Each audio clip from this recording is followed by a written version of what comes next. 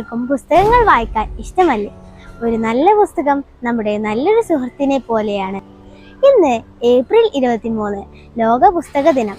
1995 യുനെസ്കോയുടെ സമ്മേളന പ്രകാരം ഏപ്രിൽ 23 ലോക പുസ്തക ദിനമായി ആചരിക്കുന്നു.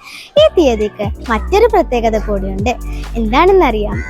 ലോക ചരിത്രത്തിൽ തന്നെ വിശ്വവിഖ്യാതനായ എഴുത്തുകാരനും നാടകകൃത്തുമായ വില്യം ഷേക്സ്പിയറുടെ ജനനവും മരണവും ഏപ്രിൽ 23 എന്നതും പുസ്തക ദിനമായി ആചരിക്കാനുള്ള മറ്റൊരു കാരണം കൂടിയാണ്. ഈ അവധിക്കാലത്ത് നിങ്ങൾ വായിച്ച പുസ്തകങ്ങൾ കമന്റ് ചെയ്യൂ. എല്ലാവർക്കും പുസ്തക ദിനാശംസകൾ. Thank you.